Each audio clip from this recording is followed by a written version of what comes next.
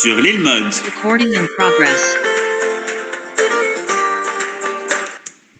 Shalom à toutes et à tous. On est très content de retrouver le Rav Yehuda Ben Ishai de la communauté d'Emouna Shlema pour cette semaine, double paracha, Matot Mas'eh. Et n'oubliez pas, vous pouvez toujours dédier le cours du vendredi du Rav Ben Ishai. Le thème, c'est une armée particulière. Bechavod Arav. Shalom, shalom à tous et à toutes. Comme ça vient d'être dit, effectivement, nous terminons ce Shabbat, le Chumash Bamidbar, avec les deux dernières parachiotes, la paracha de Matot et la paracha de Maseh. En plus de ça, ce Shabbat est le Shabbat Mevarchin, en vue de Rosh Chodesh Av, qui est évidemment pour nous quelque chose de particulier. Il évoque le temps malheureusement difficile qui a entraîné la destruction du premier Beth Amikdash, du deuxième Beth Amikdash, le départ en exil, cet exil qui n'est toujours pas terminé. Et nous prions sincèrement pour que ce mois devienne Av, c'est-à-dire qu'il devienne à la tête, qu'il soit à la tête Av de tous les autres mois pour les joies qui évidemment vont y apparaître. Nous avons un principe, quand une date a été une date difficile pour le peuple d'Israël, c'est toujours une date qui attendait quelque chose de très grand qui devait y apparaître. Supposons en effet que le soir où les Meraglim, les explorateurs sont arrivés, au lieu que le peuple s'assoie par terre pour se lamenter de devoir rentrer en Eretz Israël, le peuple ait entamé des danses de joie, des chants d'allégresse, en disant, voilà, le temps est arrivé, on va rentrer, et les promesses qui ont été faites à nos ancêtres vont se réaliser. Ça aurait dû être le soir du 9 Av. Donc en fait, peut-être le soir le plus joyeux que l'on ait jamais espéré. Et petit à petit, on sent qu'on s'approche de cela. En effet, le peuple d'Israël est revenu sur la scène de l'histoire des nations avec force. Il épate le monde entier. Il a des réalisations que personne ne peut égaler. Il envoie même dans des pays qui étaient des pays hostiles. Il envoie de l'aide. Et voilà que maintenant ces mêmes pays se retournent dans l'autre sens, sourient à cet État qui vient les aider et réclament que les émissaires de l'État d'Israël continuent leur œuvre sur place. Vous vous rendez compte un peu ce que l'État d'Israël est en train de provoquer dans le monde?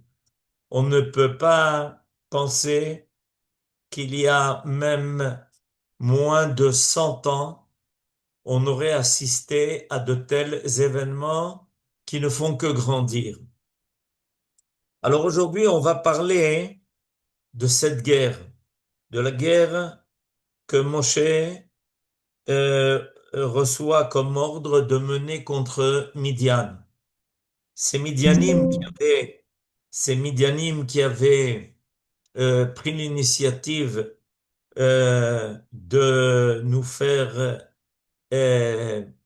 tomber et contre lesquels il faut maintenant se battre pour se venger, afin que on sache dans l'histoire que le mal ne paye pas, qu'il n'y a pas d'intérêt à être du mauvais côté.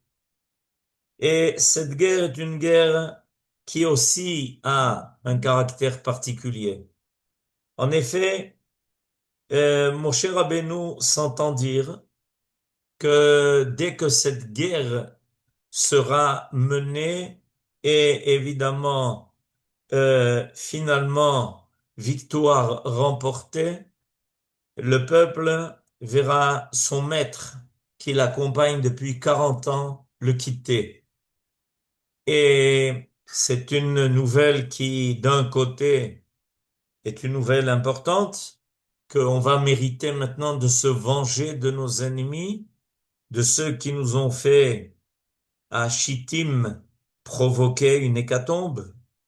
Et alors, d'un côté, il y a de quoi être fier de cela, que nous avons mérité maintenant de nous venger de ces ennemis qui avaient trouvé une faille en nous pour nous amener à un tel échec. Mais d'un autre côté, on aurait pu penser que Moshe Rabbeinu aurait attendu, ne se serait pas empressé de mener cette guerre, sachant que avec le résultat heureux de cette guerre, c'est précisément le moment qui sera arrivé pour Moshe, qui aura terminé sa tâche pour le moment de se séparer du peuple. Moshe n'a pas hésité, comme d'ailleurs tout dirigeant. Il était prêt à tout faire pour que le peuple d'Israël réussisse et qu'il affirme sa position morale d'un peuple qui finira par faire payer le prix à ses ennemis. Évidemment, ça coûte quelque chose, ça demande des efforts et il faut savoir que certains vont y laisser quelque chose de très cher, mais nous avons une telle stature morale que nous ne renonçons jamais et au projet qui nous a été assigné malgré le prix que nous avons à payer. Alors maintenant, je voudrais aujourd'hui parler un peu de ce qui nous est dit à propos de cette guerre. En effet, dans les versets, dans le chapitre 31, qui détaille les préparatifs à cette guerre, il y a plusieurs éléments qui sont surprenants. Par exemple, ce qui, voilà, maintenant nous allons avoir les versets sous les yeux. וידבר אדוני אל משה לאמור, נקום נקמת בני ישראל מאת המדיינים, אחר תאסף על עמך, va venger la vengeance qui revient aux enfants d'Israël des Midianim, et après tu quitteras ton peuple. וידבר משה אל העם לאמור, החלצו מאיתכם אנשים לצבא. Alors maintenant, commencez à mobiliser parmi vous ceux qui vont faire partie de cette armée de vengeance, Veiou al Midian, et qui vont donc se battre contre Midian, la tête Nikmat Adonai, Midian, afin de venger une vengeance divine de Midian. La première remarque que nous devons faire remarquer est que Dieu avait dit de venger une vengeance en faveur des enfants d'Israël. Moshe transforme ça en vengeance qui va se faire pour sanctifier le nom de Dieu. Et a priori, c'est pas ce qui avait été dit par Akadosh Baruch Hu. Il avait parlé de Nikmat Bnei Israël. Et il y a eu effectivement un dialogue entre Akadosh Baruch Hu et, et Moshe Rabbeinu. Et Moshe Rabbeinu lui a demandé pourquoi tu as changé. Je t'ai parlé de Nikmat Ben Israël et toi tu leur parles de Nikmat Hashem, de faire une vengeance en ma faveur. Et la réponse de Moshe Rabbeinu, elle est importante. Amar Moshe, Ribon Ha'olam. C'est comme ça que dit le Midrash Tanchuma. Imainu Arelim. Si nous étions des incirconcis, au Ovdei Avodazara, ou que nous étions des idolâtres, au Kofrim Bamitzvot, ou que nous refusions d'être fidèles à ta loi. lo hayu sonim otanu, velo hayu rotfim acharenu. Il est clair il n'y aurait pas de haine contre le peuple d'Israël et que ce peuple ne serait pas poursuivi à travers l'histoire. Et la bishvil Torah shenatata lanu, lekach anekama ishelcha. Ceux qui entraînent cette haine envers le peuple d'Israël, c'est que le peuple d'Israël sur terre représente ta volonté. Et en fait, ils veulent s'en prendre à toi. Mais à toi, on ne peut pas s'en prendre. Alors ils s'en prennent à ton peuple. Nous, Israël, nous représentons tout ce qu'ils refusent. Nous représentons tout ce qu'ils veulent annuler. Et c'est pour ça que quand j'ai parlé aux enfants d'Israël, je leur ai dit de venir de venger en ton nom la vengeance qu'il faille remporter sur Midian.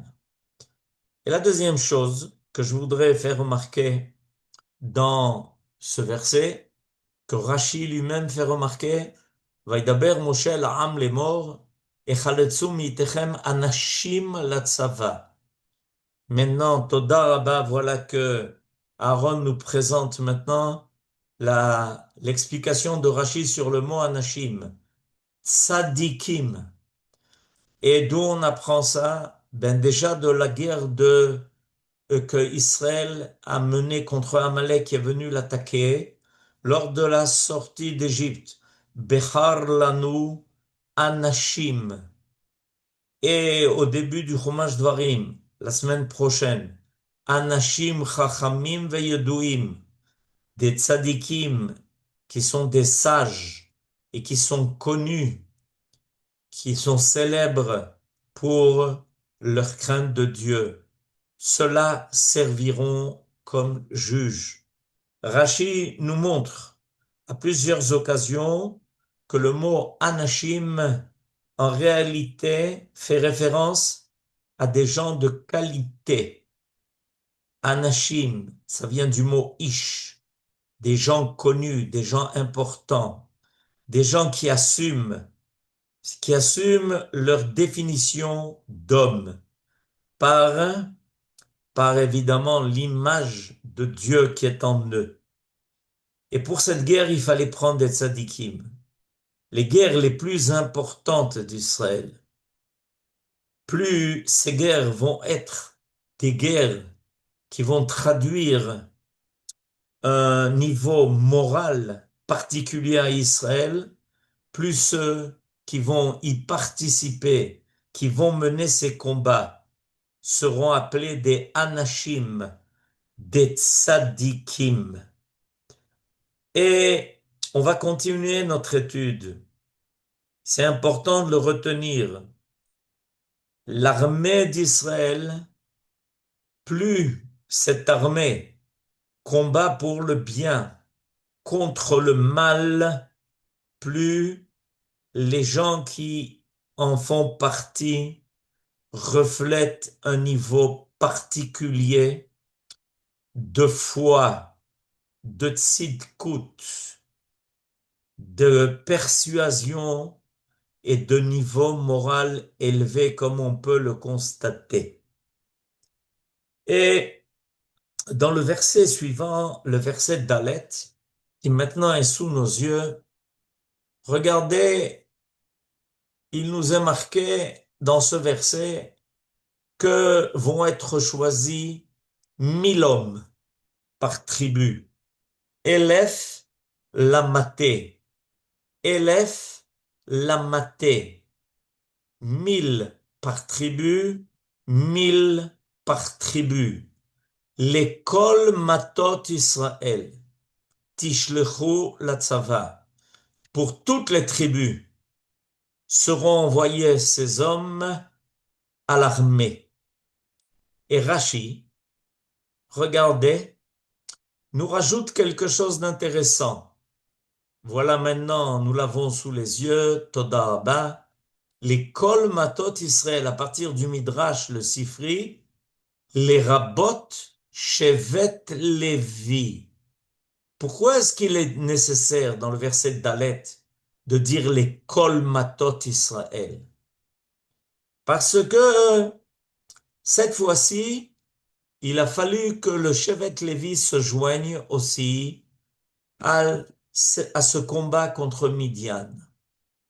Le Shevet Lévi, le Shevet Lévi, ce Shevet-là, hein, qui a toujours assumé la continuité de la Torah au sein du peuple, comme l'enseigne Maïmonide à la fin de son premier chapitre sur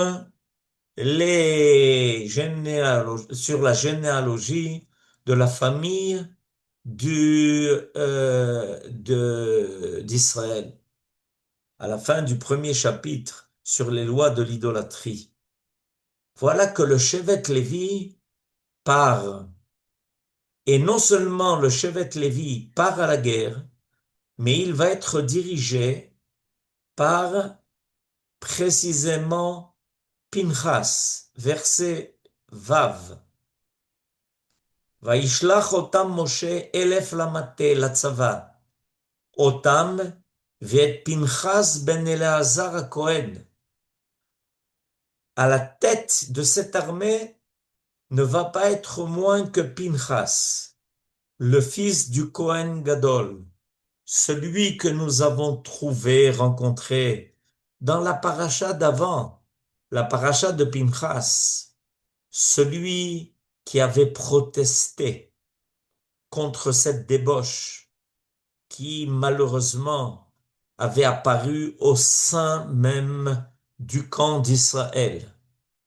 Pinchas qui endosse la responsabilité de la raison de cette guerre, venir venger Israël de ceux qui l'ont fait trébucher, de ceux qui veulent l'abaisser, qui n'ont pas trouvé le moyen de s'attaquer de front à eux et qui vont essayer de les affaiblir en leur faisant oublier leur stature spirituelle et morale.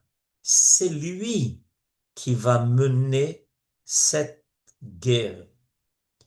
Pourquoi pas Moshe lui-même?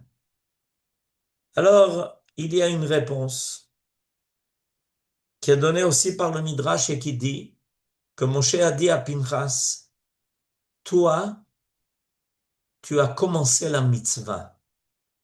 C'est toi qui as commencé la mitzvah. Quand tu as tué le prince de la tribu de Shimon, Zimri ben Salou, avec la fille de Midian qui était la fille de Balak, alors tu as commencé la mitzvah. Et Dieu est avec toi. On voit que Dieu t'accompagne dans ce que tu fais. Quand quelqu'un a la siyata d'Ishmaya, quand on voit que quelqu'un réussit, alors il y a là, ici, un message. Si tu commences quelque chose, si tu commences une entreprise, poursuis-la. Tu as été choisi. Tu es celui qui a été choisi pour mener cette mission. Ne démissionne pas. Malgré tous les efforts, toutes les difficultés, tous les obstacles, sache que il y a un choix qui a été fait par la providence divine. C'est toi qui vas prendre la tête de cette armée. Cette armée-là, elle est donc 1000 par tribu. Mais le Midrash Tanhuma va nous faire apparaître une autre compréhension du texte. En effet, dans le verset que nous avons lu précédemment, Elef Lamate, Elef Lamate, L'explication simple de cette expression élève la maté que nous avons maintenant sous les yeux, c'est qu'il y avait 1000 par tribu, donc chaque tribu envoyait 1000 soldats, y compris la tribu de Lévi. Mais le Midrash a une explication de plus, et elle est tout à fait exceptionnelle.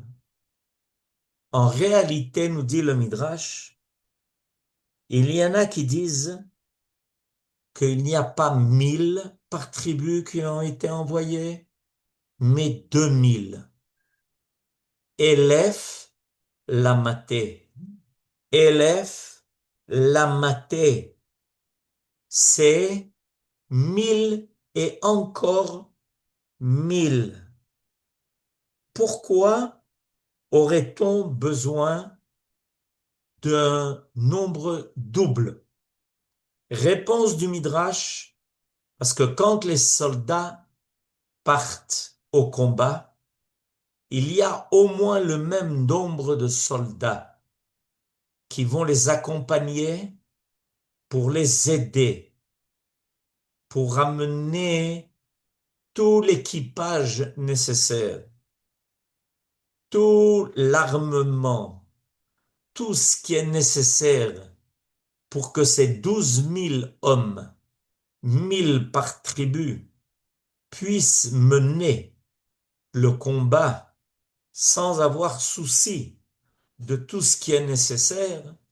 Il y a 12 000 hommes qui les ont accompagnés. Lishmor ala Keilim.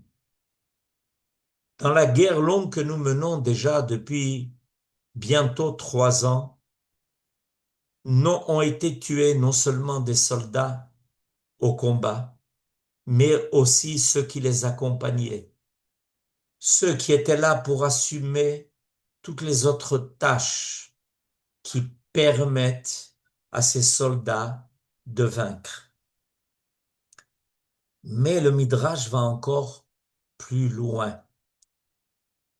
Et il va dire que le but, en fait, c'était que pour chaque tribu, il y ait 1000 hommes, mais chacun avait un, avec un soldat qui était là pour le soutenir, pour l'accompagner.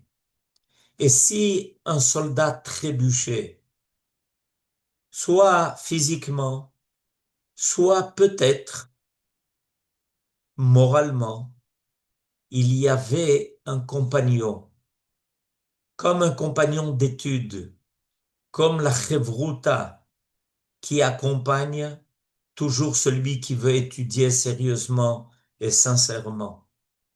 Ils sont partis par couple d'amis. Élève la maté, élève la maté. Et le Midrash va nous révéler encore un secret de plus. Et il va dire qu'il y a encore plus que cela. On peut rajouter encore à ces 2000 par tribu, donc 24 000 en tout, encore 1000, ce qui figure dans le verset d'après. Vayimasu mi alfei Israël, élève la maté. Ah ah, pourquoi encore élève? Regardez, entre le verset Dalet et le verset Hei, vous verrez qu'il y a marqué 3 fois élève la maté. Verset Dalet, élève la maté une première fois. Ensuite, élève la maté une deuxième fois. Et dans le verset He, élève la maté une troisième fois. D'après le Midrash, il faut prendre ces expressions au sens littéral, au sens simple. Qu'est-ce que sont venus faire encore 1000 par tribu. Je vous lis le Midrash, ou Shne Masar Elef Letfila, pour prier. Chaque soldat qui partait au combat était accompagné d'un soldat qui était là pour le soutenir, pour l'aider, pour lui donner tout l'équipement nécessaire. Mais il y avait encore un soldat de plus qui l'accompagnait et qui priait pour lui, pour sa réussite. Extraordinaire cette révélation. La guerre n'est pas une chose facile. Il y a un grand danger. Mais l'aide n'est pas seulement celle qui vient d'en bas. Elle est surtout celle qui vient d'en haut. Et donc, en fait, ont été mobilisés pour chaque tribu 3000 hommes. Élève la maté, élève la maté, élève la maté.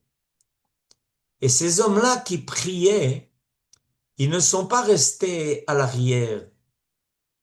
Ils ne sont pas restés tranquilles, assis quelque part. Ils étaient eux aussi sur place.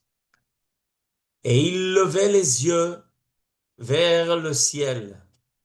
Rappelez-vous, lors de la guerre contre Amalek, Yahushua a été choisi par Moshe pour aller se battre contre Amalek. Mais lui, Moshe Rabbeinu, est monté en haut de la colline et il a levé ses mains vers le ciel, soutenu par Aaron et par Hur. Dans la Torah, c'est d'une évidence toute simple que lorsque il y a la guerre, lorsqu'on doit se battre, il faut aussi se mobiliser dans la tfila.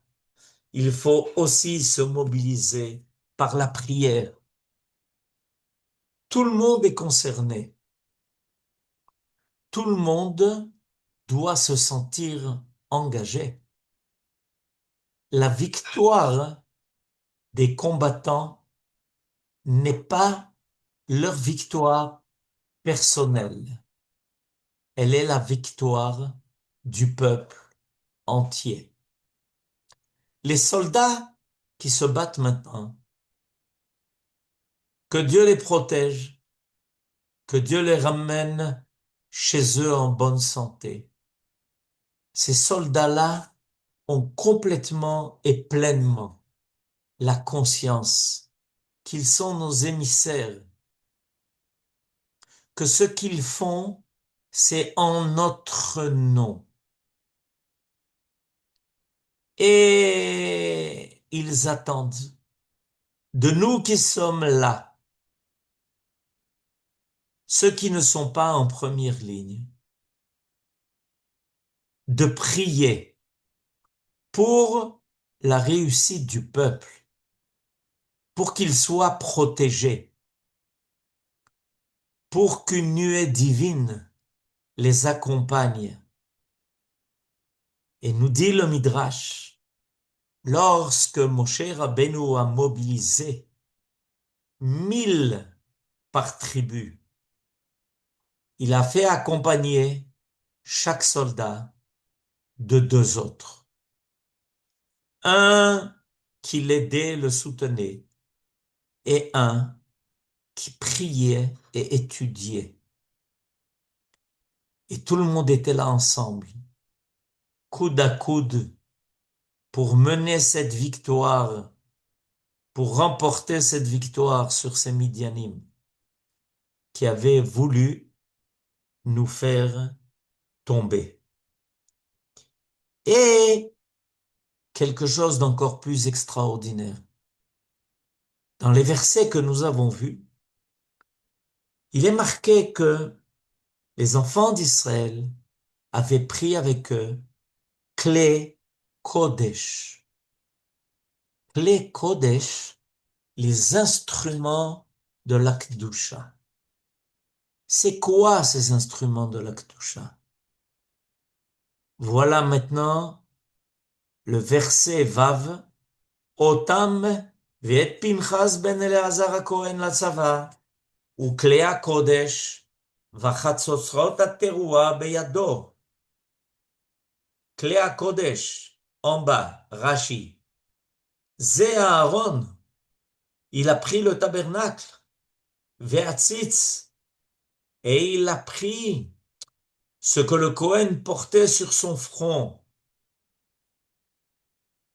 où il est marqué Kodesh Lashem, Sheaya Bilam imahem, parce que Bilam s'était joint aux Midianim, et il se servait de toutes les sorcelleries possibles et imaginables pour faire que Midian réussisse à échapper à Israël, que Israël n'arrive pas à remporter victoire sur le peuple auquel il avait donné le conseil de faire tomber Israël à son niveau moral et spirituel. La milchama, la guerre, était une milchama du Kodesh. Et c'est pour ça que lorsqu'ils sont partis en guerre, ils ont pris avec eux ce qui représentait le Kodesh. Les guerres d'Israël sont des guerres du Kodesh contre le mal. Le mal n'est qu'éphémère, il n'est que provisoire. Le Kodesh, lui, est définitif. Plus loin dans notre paracha, on va rencontrer dans le chapitre d'après l'histoire des enfants de Gad et de Réhouven qui ont voulu rester de l'autre côté du Jourdain. Et alors Moshe Rabbeinu a refusé cette idée que les enfants des tribus de Gad et de Réhouven restent de l'autre côté du Jourdain alors que leurs frères devaient passer le Jourdain pour mener la guerre contre les 7 peuplades de Canaan.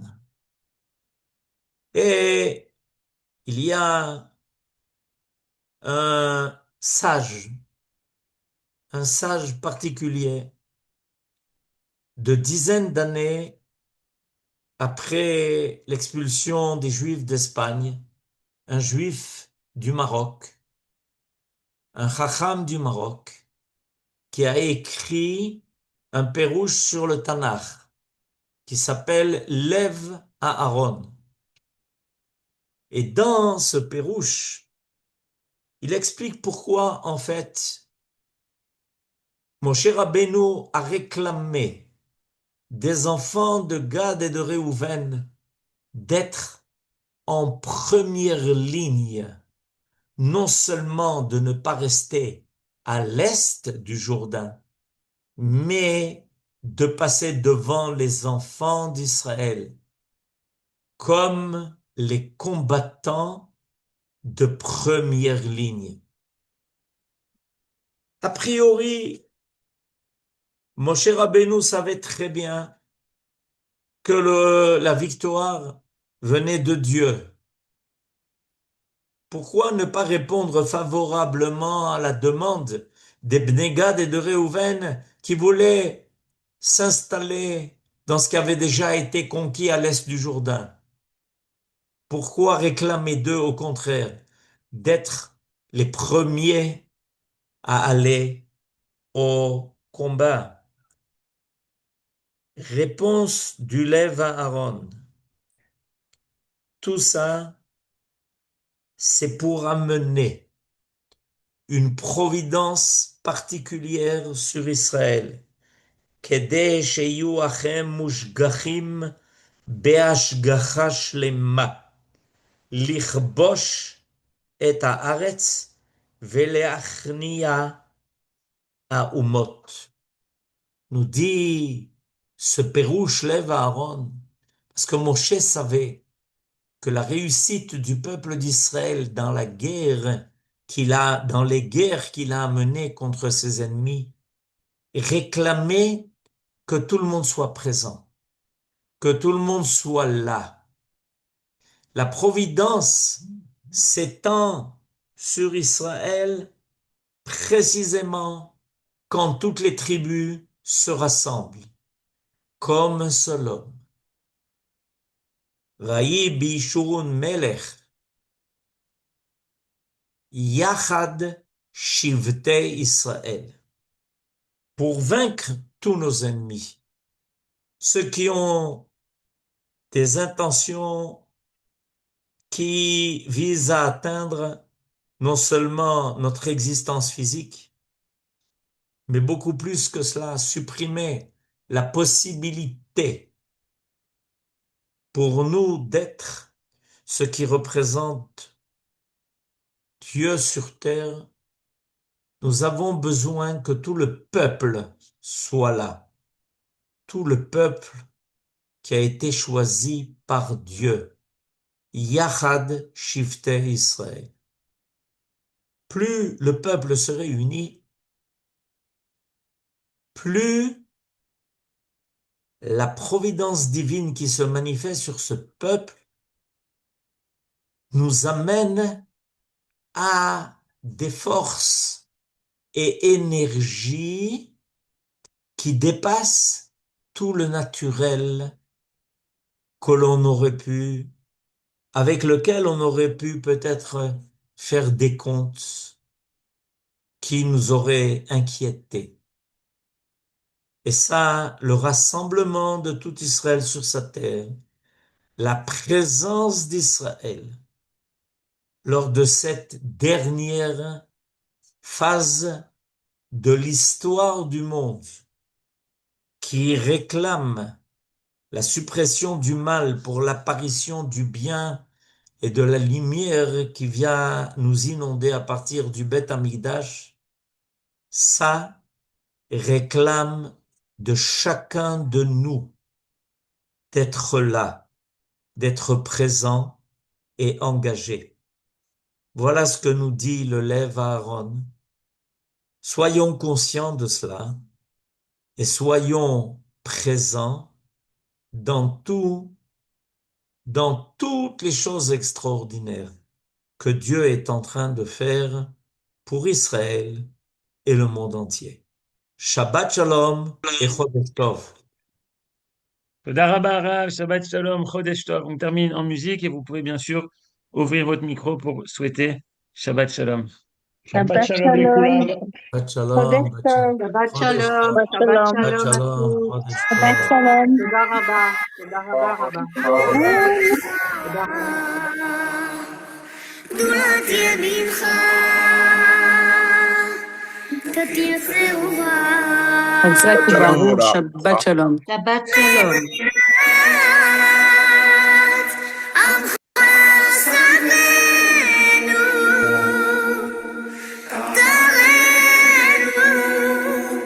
תרנו נוער.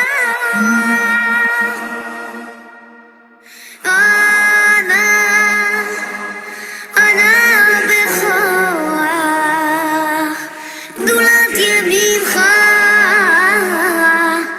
תתיר שעורה.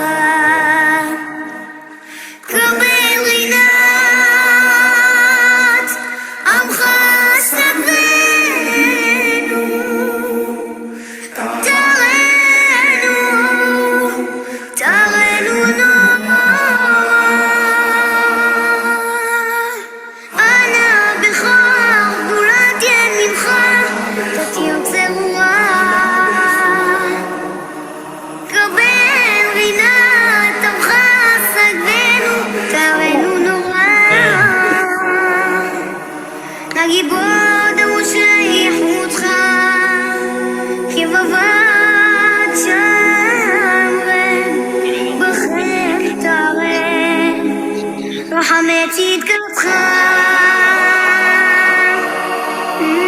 תמיד עומד חסין קדוש חסין קדוש ברוב טובך נאמנותך יחיד גאה לאומך פנה זוכרי קדושתך אבותינו קבל ושמע